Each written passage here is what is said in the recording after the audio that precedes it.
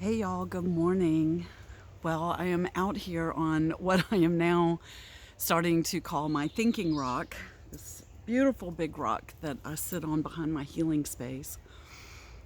Frank, my dog, and I are out here, and I just finished my prayers for the people who have requested prayers and taking a walk around the land and decided to sit here on my thinking rock and, well, I have been thinking. There's a lot that's been coming up for all of us in different ways. And I think the one thing that is a common thread with most of us human beings, is that there is an underlying fear for all of us. And there is even an underlying fear for those of us who have hope that what's happening now is going to create a new and exciting and different future for us.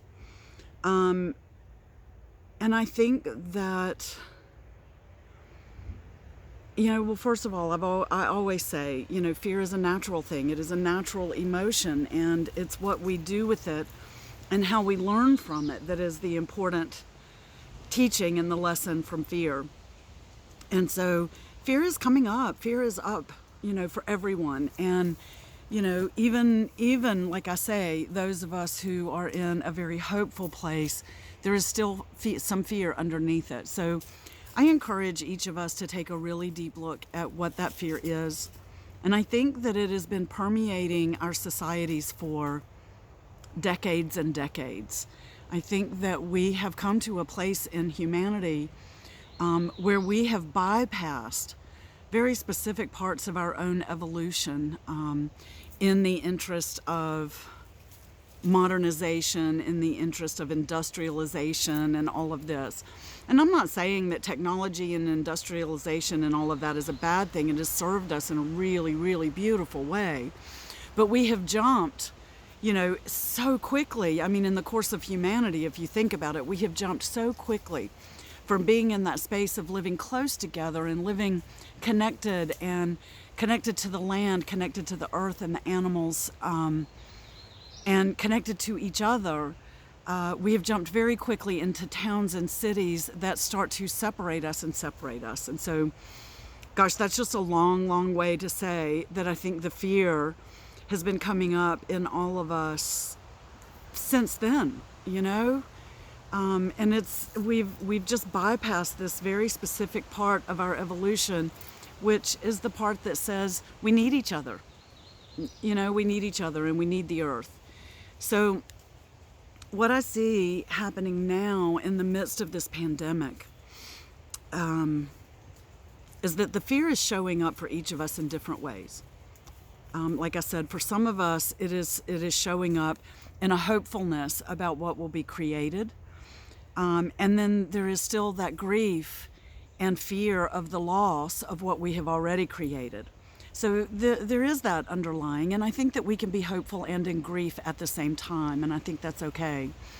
And for some people, fear is showing up where, we are grabbing onto anything that might make sense about what's happening. And I think sometimes it's in our human nature to need a villain or a thing or an entity or an energy to blame. And sometimes that shows up blaming an organization, an individual person, a secret society of whatevers. And so I think it's why we've had conspiracy theories, for as long as we have had industrialized or more modernized, living. When we come in fear, we can rest in knowing that there is someone or something to blame. And it gives our fear a focus, and fear then turns into anger. And this is all part of, the human experience. And so right now, for me, I'll be honest with you, I'm a little blown away with a lot of the sharing on Facebook and things where, there is blame and finger pointing, and especially with what feels like to me is, I guess, what we would all refer to as conspiracy theories or hidden agendas and things like that. I feel a bit overwhelmed with seeing this. So I personally choose not to dive in and go down those rabbit holes. We have had pandemics for as long as we humans have been taking over space that otherwise would be natural, and where we would be communing with the animals. We have displaced them and pushed them aside, and this is what we've been doing in our modernized world. So, so things like the swine flu and the bird flu, and now, the coronavirus that originated from bats. There's just so much around all of this, and this is just what happens. This is what happens. And so, creating a villain, it is a way to deal with the fear and to turn the fear into anger. And I always say that righteous anger is the thing that will change us. It will change our social structure. It will bring about, as Ruth Bader Ginsburg said, righteous anger will bring about radical social change. So I do believe that, but I think that righteous anger needs to be focused not with misplaced fear. And so there's so much for each of us to dive into, isn't there? In really exploring what makes sense to us individually, what makes sense to us as a whole, as a race, as humanity. And I mean the human race when I say race. So these are some of the things that I'm thinking about right now that, as I sit here on my thinking rock and as the birds are fussing a little bit because they think I'm a little too close to their nest on the top of my healing space. So maybe for these birds, I'm the potential villain, right? They're screaming at me. I'm sure you can hear them. They're telling me I'm too close. They're telling me, danger, danger.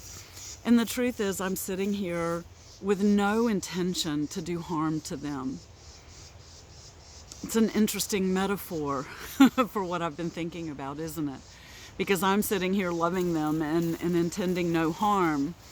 And yet they are in quite a fit of fear and anger, and they have labeled me and determined me to be a villain or a perpetrator or something that will do harm. So maybe for each of us individually, it's time for us to really take a look at ourselves, what our belief system is, and not rely on, so much these outside influences. What is it that we need as an individual to live and to function and to be happy and healthy and whole? And then, I have to believe that what I need is what we all need, shelter and food and connection and love and community and health and happiness. All of these things are, I think, deep needs. And when those needs are overridden by fear, and then that fear becomes anger, then we start to get really caught up in the idea of others. And instead of recognizing that we really are all truly connected and that's the place for us to get back to. So I don't really have any answers. As usual, as I sit on my thinking rock, I just share my thoughts with you. And who knows, maybe you will have some additional thoughts and something that you want to share about this as well. So I think the birds are calming down a little bit. I think they have come to realize that I'm not going to hurt them. And so maybe you and I can take a look around and realize that there is not a villain out there that has come to hurt us. And that the best that we can do is to look out for each other and to take care of each other. So I'm sending you a lot of love, and I hope this finds you well and safe.